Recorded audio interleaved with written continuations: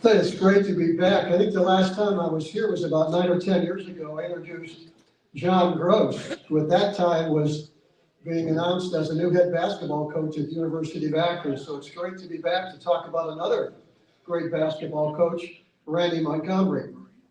You're going to get the best of Coach Montgomery today. A lot of people don't know this, but he is not only a great basketball man, he is an unbelievable Cleveland baseball fan. And since the Guardians took the series from Baltimore, he's in a great mood today. You're going to get his best today when he comes up and talks to you. Go Tribe.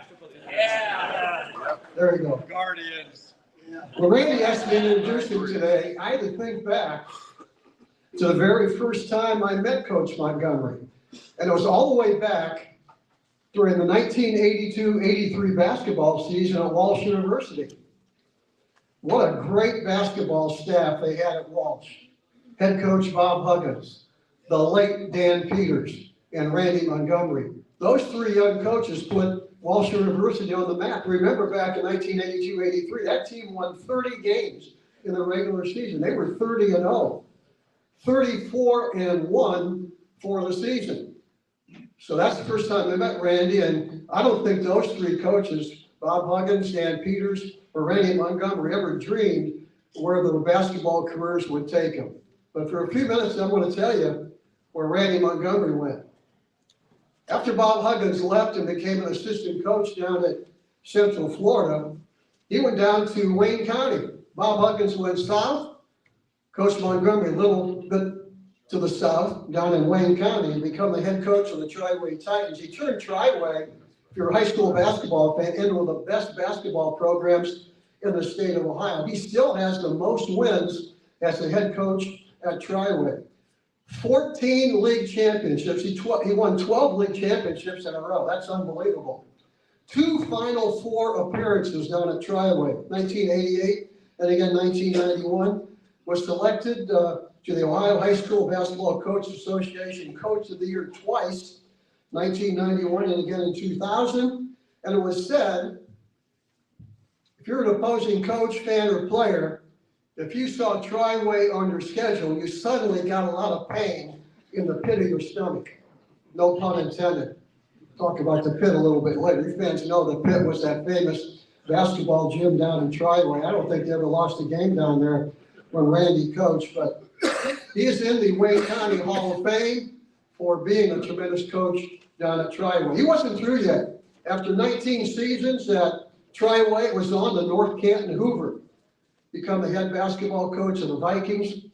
Remember, when he took over, in my opinion, the Federal League was one of the best high school basketball conferences in the state of Ohio. A lot of people say high school football, Federal League. I'll give you that. Great football in the Federal League. But remember at that time in the Federal League, Canton McKinley was coming in. He had great programs at Jackson, at Lake, at Glen Oak, at Perry. All Randy did was won 4 Federal League championships and take 2 teams to the Sweet 16 and become the all-time winningest coach at North Canton Hoover. 206 wins at Hoover. That's the most in school history. Wasn't finished yet. Few years over at West Branch High School, won another 200 games over there. Right now, when he left coaching, 600 career wins for Coach Montgomery in his high school career. When he won his 600th game, there was only 15 other coaches in the state of Ohio that had won 600 games. I can sit up here for the next 10, 15 minutes and talk about all the accomplishments and statistics that Coach Montgomery has had, but really all those numbers pale in comparison to who Randy Montgomery really is. Great friend, great husband, great parent.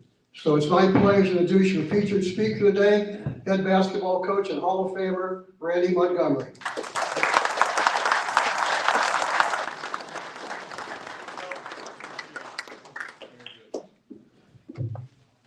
Thank you. I'm honored to be here today.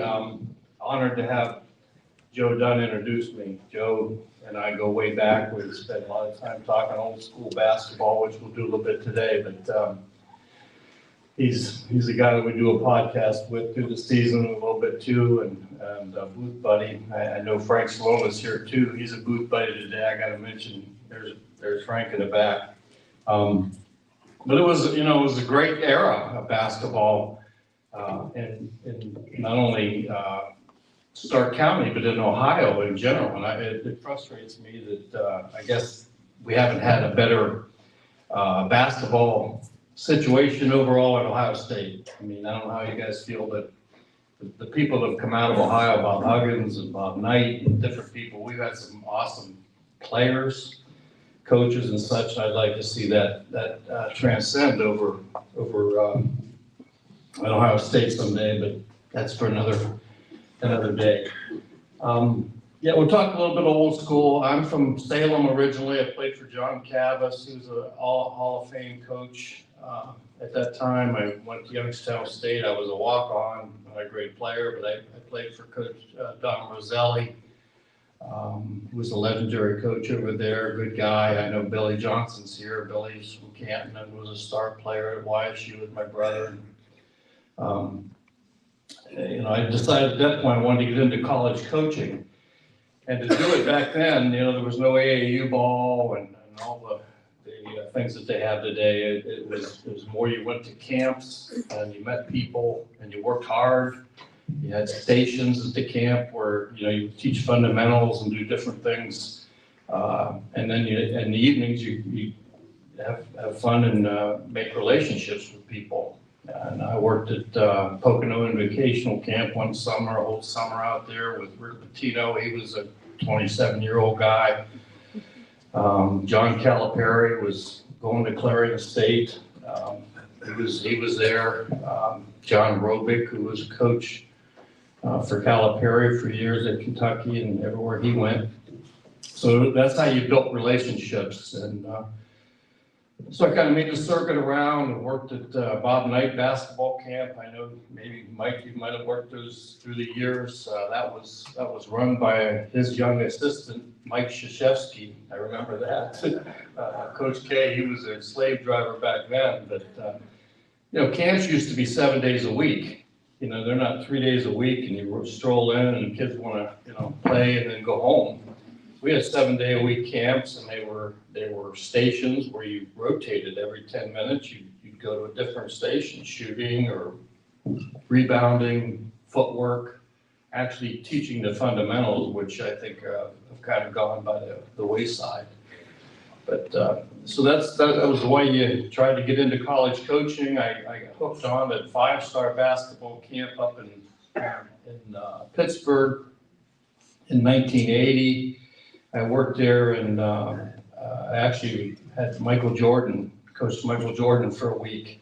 He was a high school senior, and that's where the college coaches would come in and look at the players. And I know when Gary Grant and some of the Phil Hubbs and those guys were playing, that's how you got to be seen, was to go to those camps.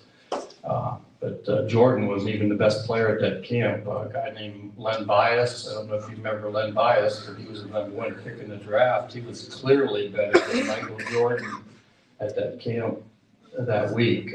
But he died of an overdose, I think, after being picked number 1 by the Celtics. So, that's why I was trying to meet some people. And then I came back home, worked a couple local camps, met Bob Huggins. And that was a life-changing meet in a lot of ways. Richard Jusome is back here. Richard was the president. Well, he was the dean of students then, but he might as well have been a president. He was the guy who really got it when we went to Walsh College. Hugs and I got along pretty good, and Dan Peters, so Hugs got the job from Ohio State up here at Walsh College, and it was college then, and so I was able to go with him, and he said, there's really not much finances here. You can live in the dorms, and we'll do what we can do. I just wanted to get into college coaching, so it was great. We had Dan Peters and Bob, myself, and I think Steve Burgess was there the first year. He helped us out. But I remember going to the first day of we had a staff meeting, and I was all, really anxious to hear what Hugs was gonna say.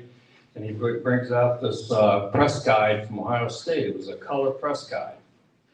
And he held it up and said, "This is what we're gonna have here at Walsh College. And this is what's gonna separate us from everybody else, the Malones and the Urbanas and Rio Grandes. We're gonna make a color press guide." And back then, in 1980, there were no color press guides. Ohio State had them, but there weren't very many other, high school programs were all black and white. Everybody was. Well, Hugs had an idea he was gonna make a color program, so that was our very first,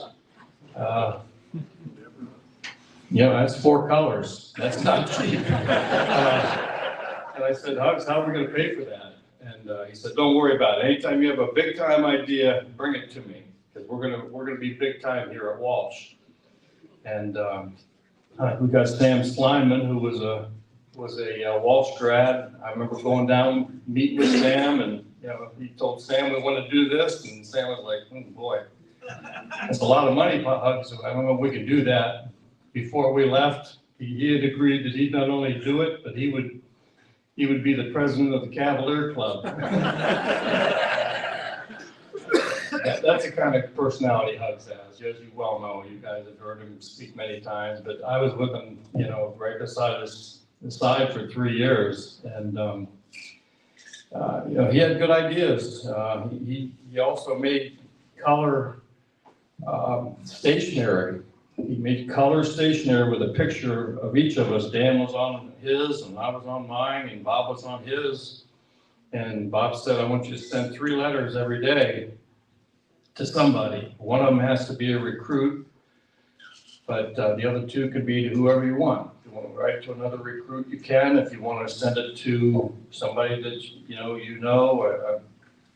somebody, a coach that you just recruited their kid, or principal, former person that taught you in high school, whoever. Every day send 3 letters out." And that didn't sound like that tough, but over 3 years, that was 365 days times 3 was, 1,000 a year. So I sent 3,000 notes out over the time, and Bob sent 3,000, and Dan sent 3,000. So, and it was first class. So you got that, and you'd say, "Wow, Walsh is." We got in a lot of living rooms with this.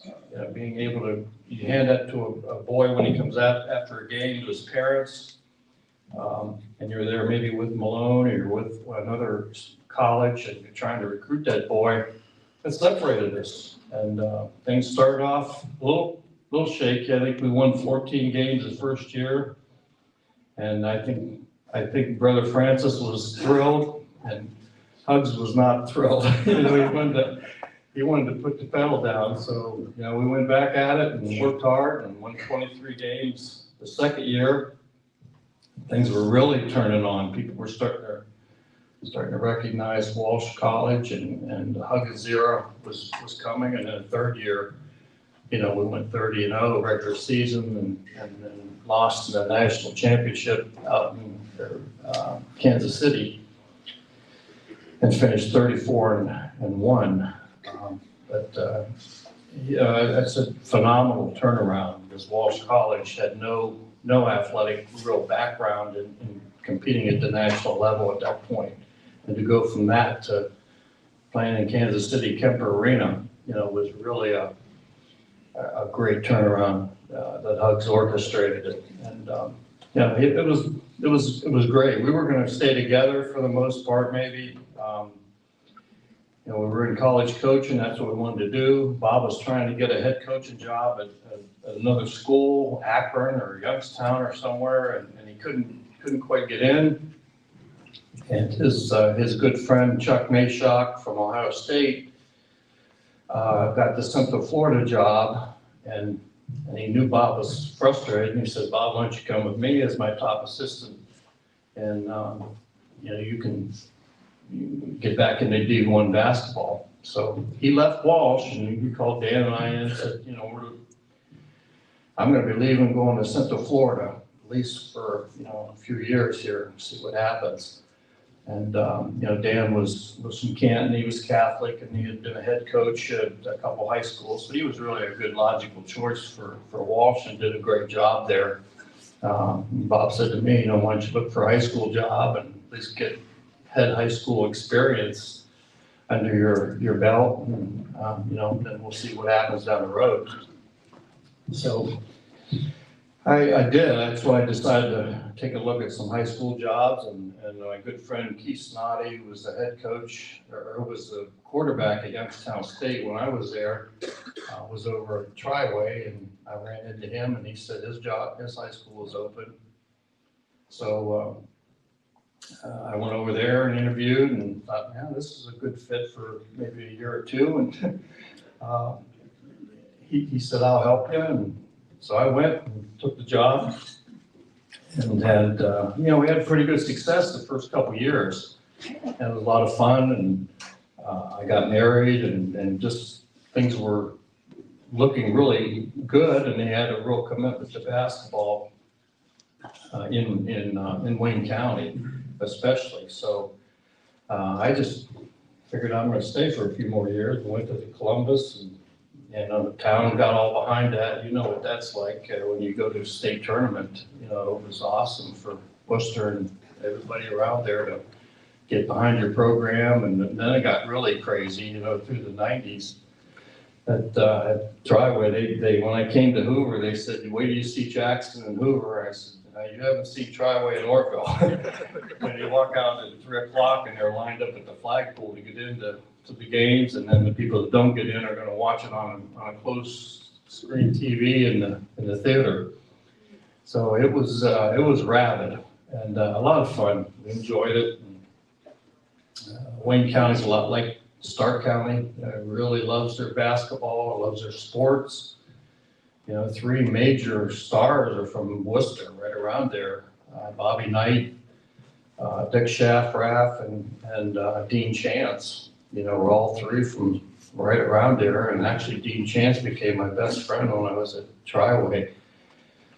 I could have a whole nother day on him, but we just Dean one day, I'll tell you one quick story. We were talking about coaches, and he was asking about Hugs, and he said, I was really good friends with John Wooden. He said, when I pitched for the Los Angeles Angels, he said, Coach Wooden loved baseball. He said he would spend the summers down there watching us, and he said, I went out to lunch with him, and he said, I'm good friends with him. He said, if you want to meet him, I'll take you out there. I said, oh, boy, that would be great, John Wooden. So he called my wife, I think in like April of that year, and said, tell Randy I'm going out to California in July, and if he wants to go out and meet John Wooden for a week, we'll spend a week out there, and I'll show him the ropes at LA with him and Bo Belinsky, which I'm not sure everyone to know about, but he's still, Dean was still a hero out there in LA. It was unbelievable. But I remember coming home to my wife, and I said, I'm not sure. It's going to cost a lot of money, and I'm not sure we have, I want to take the time away. And she says, you're going, and I'm going. So, so I already got the plane tickets. So we went. We had the time of our life. I met John Wooden and established a relationship. He really loved Becky. And we have a handicapped daughter, and he had a handicapped granddaughter, and they connected, and we became close friends with John Wooden. For 10 years, we went back out to LA every year and spent time with him. And he came to Cleveland for the McDonald's All-Star game, and we met him up there and spent time. And just a great man and a wonderful man. But that was all because of Dean Chance. And he was a phenomenal fan. Dean was a great basketball player. I don't know if you remember much about him, but he won the Cy Young in baseball and pitched 2 no-hitters and started 2 All-Star games back when it really meant something to start an All-Star game. And, he was a dominating pitcher, especially in 1964, maybe the most dominant pitcher ever in one season. 1.6 ERA and 11 shutouts, and he was phenomenal. But he was a great basketball player. They won the state championship at Northwestern over here. And he was first team All-Ohio, averaged 26 points a game. He had 50 Division I basketball scholarships, including Duke and Ohio State. Ohio State signed his good buddy Bobby Knight from Indiana, or from Orville. And they wanted Dean to go too. Dean was 6'6", so you add him to Lucas Havlicek, Siegfried, Bobby Knight, and Dean Chance. I don't think anybody would have touched him. But, he got offered, I think, $50,000 to go the Orioles out of high school, and he had 18 no-hitters in high school. 18 no-hitters in high school. You ask the kids today, how many no-hitters have you had? Baseball, not softball. That's a lot. But he was dominant. He just couldn't hit it. And so anyway, that was Wayne County. It was a lot of fun. We had a good time. We brought Oak Hill Academy in there one year with Jerry Stackhouse and Jeff McGinnis and Mike Ninja. All three of them had signed at North Carolina. They came to Triway High School. We got them in there, and that was a big night. And many of you were probably at the Big Four Classic that we had down at the Civics, or at the Field House. We played when LeBron James was in high school, and Shaquille O'Neal came, and that was a big night.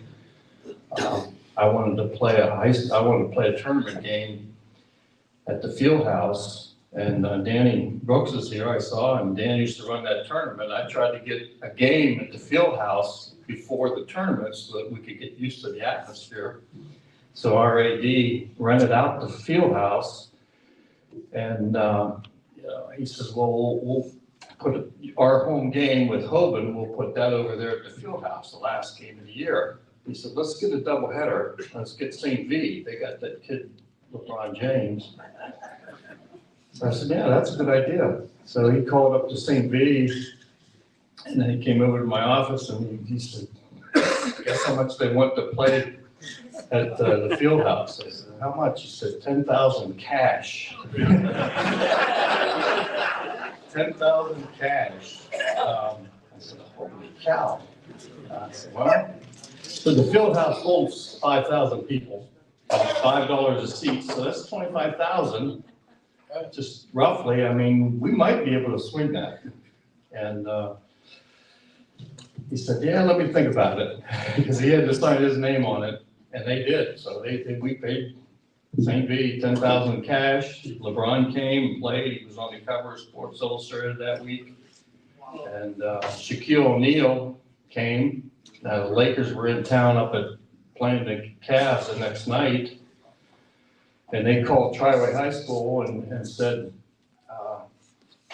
Shaquille O'Neal and Kobe Bryant are coming to the game tonight. And Coach Sean, he hung up on him. That light director. And they called back again. They said, don't hang up. This is the public relations people at Los Angeles Lakers organization. And you're going to have a real public relations problem if you don't listen to what we're going to say. You need security tonight. So he listened, and Kobe ended up not coming, but Shaq came, and it was a fun night. Had a lot of great memories from that evening. But that was the kind of thing we could do at Triway, and we had a lot of success. 2002, I think Hoover opened, and they reached out to me, and I really wasn't interested in leaving Triway, but a couple, Paul Wackerly and Terry Moore. Terry had played with me at Triway, or at Youngstown State. They came over to visit us and said, you gotta come to Hoover. I said, we're not going to Hoover. And they kept coming back 2 or 3 times, and finally they just said, come for an interview. So I went for an interview, and long story short, we packed up the car and moved to Beverly over here. In North Canton. And, we had so many things that we were doing at Triway, and Joe Eaton just said, just bring all that over here. And we had spotlight introductions and music playing, and we had the little ball handling drill, wizards going out there. We had press guides, we had all the things, highlight films. And I said, well, there's only two things that really are kind of a deal breaker that I want to do, and I would always do if I were going to high school. I'm not sure why they don't do more of this then, as we went to, I would let the seniors pick. Actually, when I was a coach, we would take our staff and go to a college and watch practice. We went to Bobby Knight's practices and sit there, the coaches, and we take notes, and that's the way it was done. And I was sitting there one day and I said, man, this will be great for the kids to see. If your kids could watch, Indiana practicing right now with Bobby Knight, doing all his coaching, that would be great. So I called back out there when we got home and I said, could I bring our team out to watch practice? And Knight said, yeah, go ahead. They just don't say a word. They say a word, I'll explode on them. So I told our guys, they would sit from 3 o'clock to 5:30 without a word being said. But, you're sitting in the third row and you're watching Indiana University practice with Bobby Knight. I mean, how cool was that? And so I started letting the seniors decide where they wanted to go. And they said, well, how about Duke? I said, okay, how about Duke? They thought I was going to say, well, we can't go there. So I started calling these places, North Carolina, Duke, Louisville, Kentucky, Syracuse, Michigan, you name it, we were there. And all of those coaches said, absolutely, bring your team. And we were the only team that ever did that. I couldn't understand that. I would take kids out of school and get 3 vans and we'd drive to Bloomington, or we drive to Durham, North Carolina, and we would go into the bookstore during the day, and 3 o'clock we'd head over to go to practice. So, our kids, Hoover and Triway especially, got to sit in Cameron Indoor Arena 4 rows up and watch Mike Krzyzewski swearing at his players, which he did regularly, but we saw Dean Smith, same thing. Dean Smith was great. He came up after practice, talked to our kids and said, where are you guys from? I said, well, we're from a little school in Ohio. He said, well, where? I said, Worcester. He said, Worcester. He said, well, Al Van Wees from the College of Worcester's on our college rules committee. He said, I know him. He said, I've recruited up there. So they were very nice. They took us in the locker room, made the kids smoothies, and it was just, then we come back to practice to start on Monday. You can imagine what practice was like. After seeing major college players 15, 20 feet from you diving on the floor, and this wasn't a clinic, they weren't putting on a show. This was practice, and it was the real deal. So I demanded that we do that, and they said, sure, you can do that at Hoover. And the other thing I said is I want to have a college league. I used to bring our kids over to Operation Positive at Triway, to play over here on Sherrick Road and then Boys Club, and good competition. It's where the kids would be seen. But it was a long ride, and I just thought, maybe we could do something like that over in Worcester, and we started a college league where I had 6 teams, 5 of them were colleges, literally, and 1 was our high school team. So we had Ashland, and we had College of Worcester, and we had Wayne College, we had Muskingum, and then we had an alumni team of college-aged guys, and then our team. And there were 3 games a night. And I said, I'll pay for the officials, we'll run the whole league. And I was doing that basically so that our 1 high school team could play 1 game a night against a college team.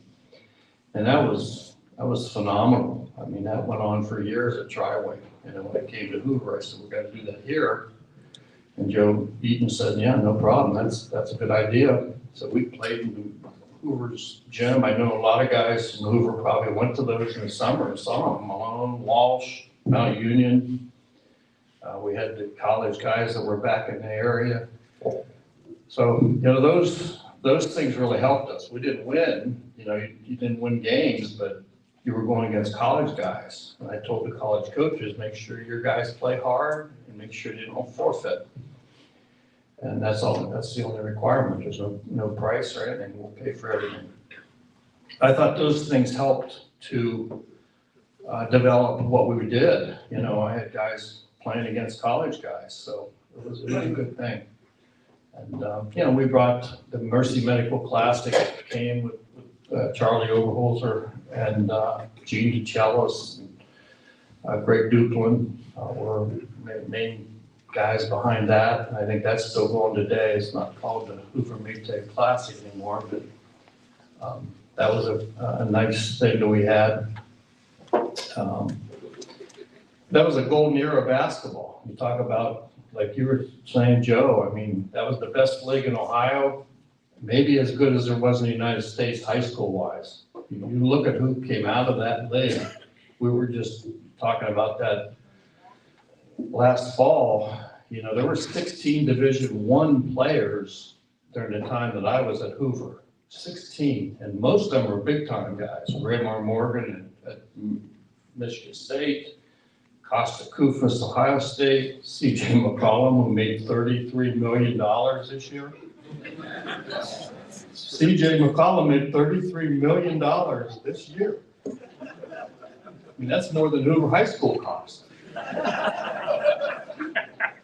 Good for him. I mean, that's awesome. He was a great kid. He's a good person. But $33 million this year. Wow. Federal League must have taught him well. But you had them. You had Kenny Freeze at Perry, and we had Egner and Henniger at Jackson, and Joe's son Tyler, the Evans brothers at Hoover, Nick or Niles and the guy at Brett Wackerly. There's just so many good players, and the places were packed. We all went to those. The Civic Center was packed. You go to the field house for a regular season game, it was packed. I remember playing Dave Hoover's team down there with Raymar and those guys, Hoover. It was jammed for regular season games, and Hoover was packed every night. We had floor seats that they had to put down on the floor, to get more people in for sellouts. So it was a golden era. I'm so glad that we all got to experience that, and it's changing now. I'm not sure what's happened, but it's not quite at the same level than it was. But it was a golden era, and they were state champions. Jackson won 2 state championships. McKinley won back-to-back state championships. We were the AP state champions in 2004. We went 20-0, and we're ranked number 1 at the end of the season. So many of those teams, went to not only regional but on to the state finals. Went to the state finals even though they didn't win it. We were in the regionals twice. Lake was in the regionals 2 or 3 times. Just great basketball. So I feel very blessed and thankful to have grown up in this area and to have been a part of all this. And guys like Danny Brooks back there, that you guys, what you put on was legendary. And it's a shame that it's not quite the same and they got moved all over. I mean, you used to have to win the Federal League regular season, then you had to go play them all again in the tournament in order to get out of here. So you tried beating Cam McKinley 3 times or Jackson 3 times or Hoover 3 times. It was tough. It wasn't easy, but it was an exciting time for sure. And I don't know if you guys have any questions or anything you want to bring up about playing in those eras. It was a good time for sure. My final, people asked me, why'd you go to Hoover? And one of the last thing that really made me want to do it was McKinley was joining the Federal League. When Joe Eaton told me that really, that iced it for me. I thought, that's good, because now we got Kent McKinley in the Federal League, and that will really help. Yes, sir. Yeah, Coach Montgomery, I used to go to all the state tournaments.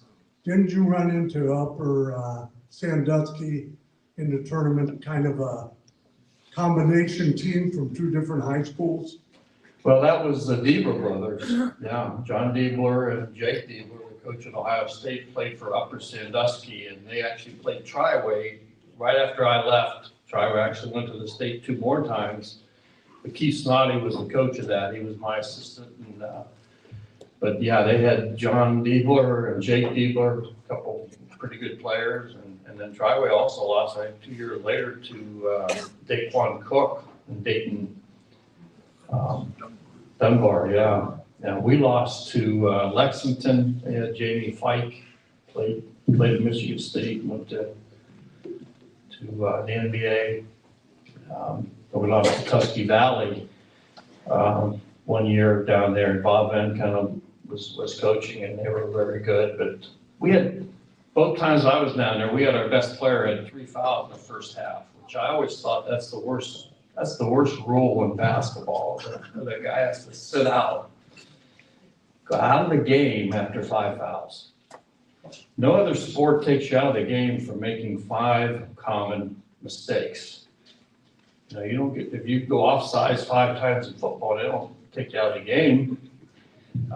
Basketball, true. But, you get your best player with 3 fouls the first 6 minutes. What are you gonna do? That's bad. And he just might be a touch foul, and they were not really very tough fouls. And, but I'm probably wrong again.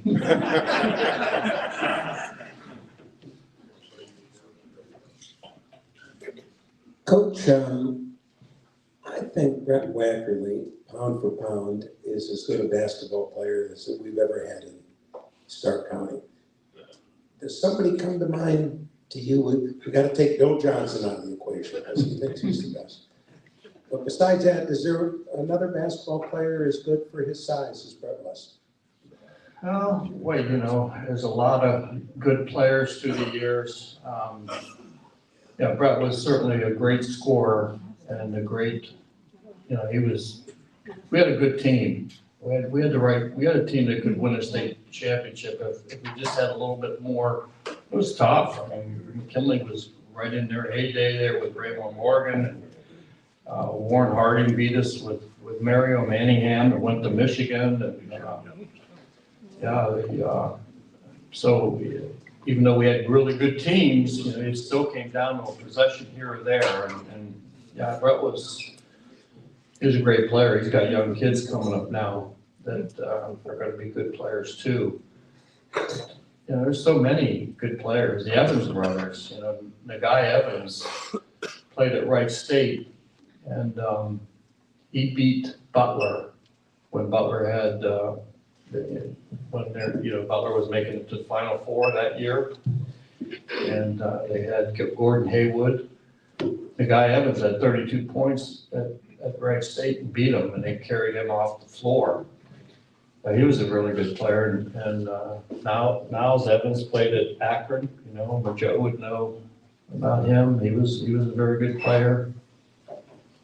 We've had a bunch of them. Costa Kufas played in the NBA for 7 or 8 years. Back with Nick Weatherspoon, Phil Hubbard. My father-in-law, Fred Overholzer, kept score. You guys might remember him. He taught at McKinley and Timken and kept score at the field house and at the Civic Center for 40 years. And I used to ask him who was better, Hubbard or Weatherspoon. And he said, Weatherspoon. But he said Phil Hubbard wasn't bad either. Hey, Coach, I was there that night at the field house when Shaquille came down And LeBron put on one hell of a show that night. And Shaquille took up like a whole bleacher section. And, so anyhow, did you ever find out why Kobe didn't show up that night? Well, he said Kobe was tired and he wanted to work out in the morning. If you remember Kobe Bryant, if you read anything about him, he was like Michael Jordan. You know, he'd be up at 5. If you were at the gym at 6, he'd be there at 5. And he was going to come because they wanted to see this, you know, this young phenom. And Shaq didn't care. You know, he wanted to come down and have fun, be around people. But Kobe just decided that it was an hour down, an hour back. He thought he'd just stay and then he'd get up and work out in the morning. But yeah, Shaquille O'Neal was the largest human being I've ever seen in my life. I got a picture. He took up 3 or 4 seats and he's a big guy. Very friendly, nice person. Yeah. Randy, you might not want to answer this question, but do you think that AAU coaching is a distraction to Ohio high school coaching? Yeah. I do. I think people are getting a little more interested in that than high school basketball. There were 4,000 people at the state tournament this year. How many of you went to St. John's when McKinley was playing or Tyler was playing? There were 13,000 people there, right? Didn't matter if it was 2 o'clock on Thursday afternoon or Saturday night finals. It's just, they moved it out of Columbus, they moved it out of St. John's, and things changed. And AAU has got its purpose. It had its purpose, but it's expensive.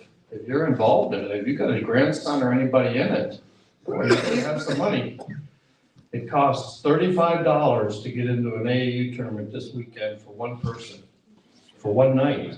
Then you gotta go back the next day. So if you want the whole weekend pass, it was $75 a person to watch your grandson or your son play for, it's money. It's all about the cash. And is it good? Yeah, I think it's good. It helps, you know, raise the level. But the 5-star camp was where guys went. There were 200 top players in America there at 5-star, and every college coach in the country was there. Jim Boeheim, everybody was there to see these kids. But nobody got to come free. If you were a star player, including Michael Jordan and Len Bias, you had to, and you didn't pay, you were a waiter, and you had to bring out the food to the campers at lunchtime. And then you had to pick it up and take it back to the kitchen. Imagine that today. I'm not sure that would still fly. But that's, Michael Jordan did that, and Len Bias did that, I'm sure. It was also Artis Gilmore's brother was there. There was Dwayne McClain was there. You know, I could name you 50 big-time players that were there. Aubrey Sherrod. And they all were, you know, the really good ones were waiters. If you weren't a waiter, you had to pay to go. Howard Garfinkel ran it. He was the voice of the New York Knicks. And just. Do you think there should be a shot clock in high school basketball? I think it's a lot to do over nothing myself. I mean, I coached 35 years as a head coach. I never was involved or ever saw a stall game, an actual stall game. I mean, we were known for 4 corners and being patient, but I can't remember ever holding the ball longer than 35 seconds. That's a long time, you know. Maybe we did the final minute of a game. I can't remember, you know, you got to buy score clocks. You're gonna have to have somebody that can run it. If they can't run it right, you know, they're gonna be stopping the game constantly. You can't just pick somebody off the streets to come in and do that. They have to be trained and know exactly when that shot clock has to be changed. So 35 seconds would have been no problem for me. I would have been fine with that. That's a long possession. Today's possessions are 12 to 14 seconds. And that's what they want. The teams that have the most talent will win. It's not execution and coaching strategy as much. If somebody's holding the ball on you, go press them. You know, when we went four corners, teams would come out and do a 1-3-1 trap or a 1-2-2 trap, and they would force you out of it. And then you have to make the chess move against that. So I think it's a lot of to do over nothing, but it's definitely common. There's no doubt about it. And I don't think it's that big a deal. 35 seconds is a long time. I wouldn't want to go below that. Yeah. Coach, you're talking about this era of AAU. How do you get the kids back where they really learn how to play basketball on the playground? No, that's the thing. You know, there used to be camps. Charlie Huggins' camp was a great fundamental camp, and he taught it. You know, and you had stations. You'd go and you'd learn how to jump stop and pivot. You learn to get your shoulders square and how to pivot when you were playing defense and helping them recover and doing all the things that are basketball fundamentals. But those are long gone, unfortunately. And now kids just go to team camp and they just play. It's really up to the individual coaches to do the fundamentals, which our practices, which I learned from Bob, were precise to the minute. You know, 3 o'clock to 3:07, we did 3-man figure 8. 3:07 to 3:09, we did jump stops and pivots. 3:09 to 3:13, we did truck and trailer handoff. You know, it was right there. It was posted in the locker room, and you knew when you went out there the clock was going, and we didn't waste 1 second. But I don't think there's a lot of that today as far as breaking down the game. And Bob was relentless at that. I remember losing a game at Capitol in Columbus on a Saturday night at 9:30. We got in the bus, rode home, and practiced. We got back in Canton. I don't know if Richard knew that, but we had a practice at 11:30 at night on a Saturday night, and it wasn't a short one. No, he said, if you don't want to play at 7:30, we'll play at 11:30. But, you know, we were tough mentally, and that makes you tough mentally. These guys today, they're like, I was watching the Indians play yesterday, and the guys, they're taking lefty, righty, and they're doing all this stuff. And the guy's got a no-hitter going the other night, 7 innings, and they're talking about if they should take him out. I'd like to see you go out and try to take Bob Gibson out. You wouldn't make it from me to you. Get back. Don't even come out here. Bob Feller left the mound and went to fight the war. Right? Ted Williams left to fight in the war for 3 years. Those guys that's toughness. This isn't tough. Their arm's sore. They don't know if they can pitch 3 days in a row. Dean told me, he said he relieved 4 times in 1964. He won the Cy Young, had 11 shutouts, pitched 263 innings, and he relieved 4 times. So they were so bad that Alvin Dork would say, get a chance up, we got to finish this game. And he would go in and pitch. So I think you can do what you have to do. And I think the standards are, you got to set the standards for kids. We have one more question back there. Yeah. One more. Yes, sir. We're about out of time, but I want to thank you. You're a real legend in high school basketball. Thank you for coming. Thank you very much. Thank you.